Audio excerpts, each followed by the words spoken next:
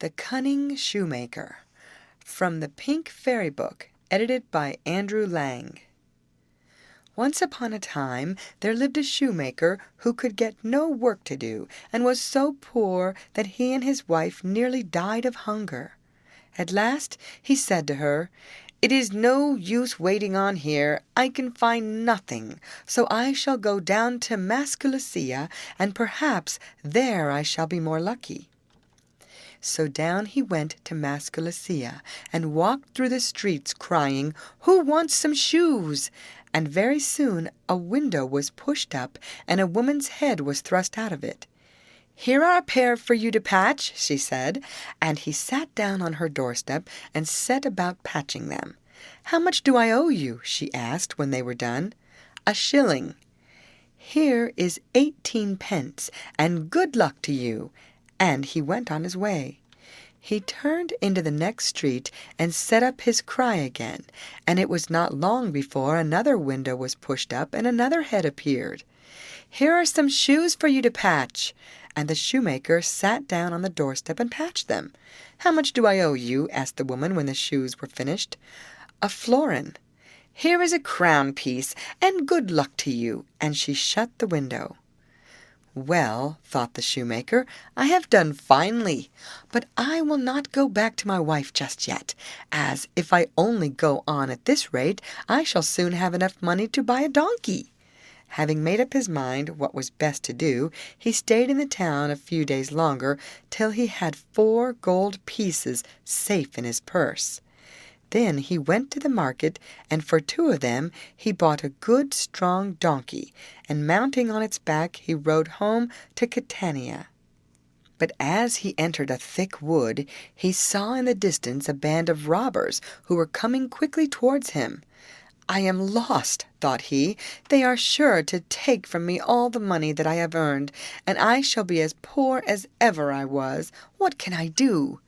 However, being a clever little man and full of spirit, he did not lose heart, but taking 5 florins, he fastened them out of sight under the donkey's thick mane.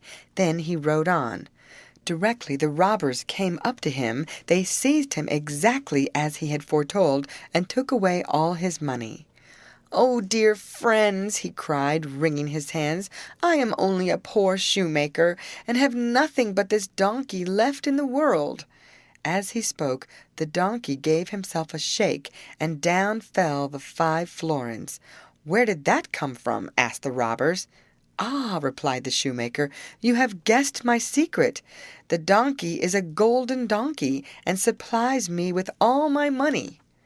"Sell him to us," said the robbers. "We will give you any price you like." The shoemaker at first declared that nothing would induce him to sell him, but at last he agreed to hand him over to the robbers for 50 gold pieces. "But listen to what I tell you," said he. "You must each take it in turn to own him for a night and a day, or else you will all be fighting over the money." With these words they parted, the robbers driving the donkey to their cave in the forest, and the shoemaker returning home, very pleased with the success of his trick. He just stopped on the way to pick up a good dinner, and the next day spent most of his gains in buying a small vineyard.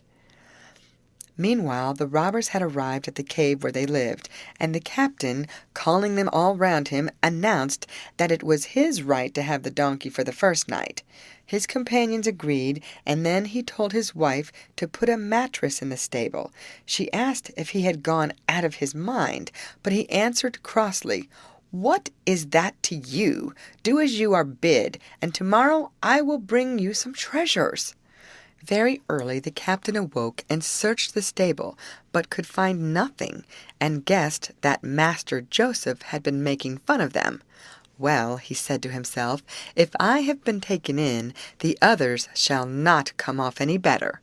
So when one of his men arrived and asked him eagerly how much money he had got, he answered gaily, "Oh, comrade, if you only knew! But I shall say nothing about it till everyone has had his turn." One after another they all took the donkey, but no money was forthcoming for anybody. At length, when all the band had been tricked, they held a council, and resolved to march to the shoemaker's house and punish him well for his cunning. Just as before, the shoemaker saw them a long way off, and began to think how he could outwit them again. When he had hit upon a plan, he called his wife and said to her, "Take a bladder and fill it with blood, and bind it round your neck. When the robbers come and demand the money they gave me for the donkey, I shall shout to you and tell you to get it quickly. You must argue with me and decline to obey me, and then I shall plunge my knife into the bladder, and you must fall to the ground as if you were dead. There you must lie till I play on my guitar, then get up and begin to dance." The wife made haste to do as she was bid, and there was no time to lose, for the robbers were drawing very near the house. They entered with a great noise, and overwhelmed the shoemaker with reproaches for having deceived them about the donkey. "The poor beast must have lost its power, owing to the change of masters," said he. "But he will not quarrel about it. You shall have back the 50 gold pieces that you gave for him." "Aita," he cried to his wife, "go quickly to the chest upstairs, and bring down the money for these gentlemen." "Wait a little," answered she. "I must first bake this fish. It will be spoilt if I leave it now." "Go this instant as you are bid," shouted the shoemaker, stamping as if he was in a great passion. But as she did not stir, he drew his knife and stabbed her in the neck. The blood spurted out freely, and she fell to the ground as if she was dead. "What have you done?" asked the robbers, looking at him in dismay. "The poor woman was doing nothing." "Perhaps I was hasty, but it is easily set right," replied the shoemaker, taking down his guitar and beginning to play. Hardly had he struck the first notes than his wife sat up, then got on her feet and danced. The robbers stared with open mouths, and at last they said, "Master Joseph, you may keep the 50 gold pieces, but tell us what you will take for your guitar, for you must sell it to us." "Oh, that is impossible," replied the shoemaker, "for every time I have a quarrel with my wife, I just strike her dead, and so give vent to my anger. This has become such a habit with me that I don't think I could break myself of it. And, of course, if I got rid of the guitar, I could never bring her back to life again." However, the robbers would not listen to him, and at last he consented to take 40 gold pieces for the guitar. Then they all returned to their cave in the forest, delighted with their new purchase, and longing for a chance of trying its powers. But the captain declared that the first trial belonged to him, and after that the others might have their turn. That evening he called to his wife and said, "What have you got for supper?" "Macaroni," answered she. "Why have you not boiled a fish?" he cried, and stabbed her in the neck so that she fell dead.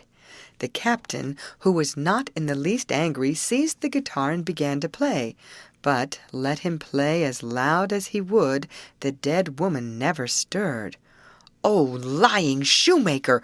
O abominable knave! Twice has he got the better of me, but I will pay him out." So he raged and swore, but it did him no good. The fact remained that he had killed his wife and could not bring her back again. The next morning came one of the robbers to fetch the guitar, and to hear what had happened. "Well, how have you got on?" "Oh, splendidly! I stabbed my wife, and then began to play, and now she is as well as ever." "Did you really? Then this evening I will try for myself." Of course, the same thing happened over again, till all the wives had been killed secretly, and when there were no more left, they whispered to each other the dreadful tale, and swore to be avenged on the shoemaker. The band lost no time in setting out for his house, and as before, the shoemaker saw them coming from afar. He called to his wife, who was washing in the kitchen, "Listen, Aita, when the robbers come and ask for me, say I have gone to the vineyard. Then tell the dog to call me, and chase him from the house." When he had given these directions, he ran out of the back door and hid behind a barrel. A few minutes later the robbers arrived and called loudly for the shoemaker. "Alas, good gentleman, he is up in the vineyard, but I will send the dog after him at once. Here, now quickly to the vineyard, and tell your master some gentlemen are here who wish to speak to him. Go as fast as you can." And she opened the door and let the dog out. "You can really trust the dog to call your husband?" asked the robbers. "Dear me, yes. He understands everything, and will always carry any message I give him." By and by the shoemaker came in and said, "Good morning, gentlemen. The dog tells me you wish to speak to me." "Yes, we do," replied the robber. "We have come to speak to you about that guitar. It is your fault that we have murdered all our wives, and though we played as you told us, none of them ever came back to life." "You could not have played properly," said the shoemaker. "It was your own fault." "Well, we will forget all about it," answered the robbers, "if you will only sell us your dog." "Oh, that is impossible. I should never get on without him."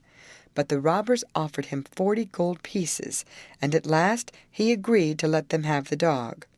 So they departed, taking the dog with them, and when they got back to their cave, the captain declared that it was his right to have the first trial. He then called his daughter and said to her, "I am going to the inn. If anybody wants me, loose the dog and send him to call me." About an hour after someone arrived on business, the girl untied the dog and said, "Go to the inn and call my father." The dog bounded off, but ran straight to the shoemaker. When the robber got home and found no dog, he thought he must have gone back to his old master, and though night had already fallen, he went off after him. "Master Joseph, is the dog here?" asked he. "Ah, yes, the poor beast is so fond of me. You must give him time to get accustomed to new ways." So the captain brought the dog back, and the following morning handed him over to another of the band, just saying that the animal really could do what the shoemaker had said. The second robber carefully kept his own counsel, and fetched the dog secretly back from the shoemaker, and so on through the whole band. At length, when everybody had suffered, they met and told the whole story, and next day they all marched off in fury to the man who had made game of them. After reproaching him with having deceived them, they tied him up in a sack, and told him they were going to throw him into the sea. The shoemaker lay quite still, and let them do as they would. They went on till they came to a church, and the robbers said, "The sun is hot, and the sack is heavy. Let us leave it here and go in and rest." So they put the sack down by the roadside, and went into the church. Now, on a hill near by, there was a swineherd looking after a great herd of pigs, and whistling merrily. When Master Joseph heard him, he cried out as loud as he could, "I won't! I won't, I say!" "What won't you do?" asked the swineherd. "Oh," replied the shoemaker, "they want me to marry the king's daughter, and I won't do it." "How lucky you are!" sighed the swineherd. "Now, if it were only me!" "Oh, if that's all," replied the cunning shoemaker, "get you into this sack, and let me out." Then the swineherd opened the sack and took the place of the shoemaker, who went gaily off, driving the pigs before him. When the robbers were rested, they came out of the church, took up the sack, and carried it to the sea, where they threw it in, and it sank directly. As they came back, they met the shoemaker, and stared at him with open mouths. "Oh, if you only knew how many pigs live in the sea," he cried, "and the deeper you go, the more there are. I have just brought up these, and mean to return for some more." "There are still some left there?" "Oh, more than I could count," replied the shoemaker. "I will show you what you must do." Then he led the robbers back to the shore. "Now," said he, "you must each of you tie a stone to your necks, so that you may be sure to go deep enough, for I found the pigs that you saw very deep down indeed." Then the robbers all tied stones round their necks, and jumped in, and were drowned, and Master Joseph drove his pigs home, and was a rich man to the end of his days. The end.